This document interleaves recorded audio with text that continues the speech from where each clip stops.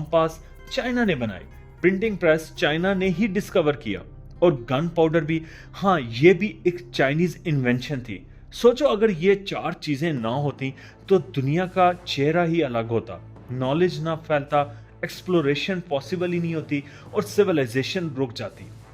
मतलब जो चीज आज हम वेस्टर्न प्रोग्रेस कहते हैं, उनके रूट्स एक्चुअली ईस्टर्न इनोवेशंस में छुपे हुए हैं। अब सवाल आता है, अगर चाइना इतना एडवांस था तो फिर 19th सेंचुरी में पीछे कैसे रह गया? उसका जवाब सिंपल है, कॉलोनियलिज्म और इंटरनल कॉन्फ्लिक्ट्स।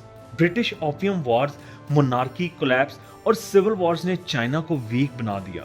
लेकिन यहां से स्टार्ट होती है उनकी कमबैक स्टोरी। 1978 में डेंग जियोपिंग ने एक रेवोल्यूशनरी स्टेप लिया। चाइना ने डिसाइड किया कि वो सोशलिज्म के अंदर कैपिटलिज्म का थोड़ा टेस्ट लाएगा। उन्होंने बोला, doesn't matter whether the cat is black और white, as long as it catches mice. मतलब सिंपल, आइडियोलॉजी से ज्यादा जरूरी है रिजल्ट। उसके बाद चाइना ने अपने बॉर्डर्स ट्रेड के लिए खोल दिए, फॉरेन इन्वेस्टमेंट्स को अट्रैक्ट किया और हर चीज को मैस प्रोडक्शन मोड में डाल दिया।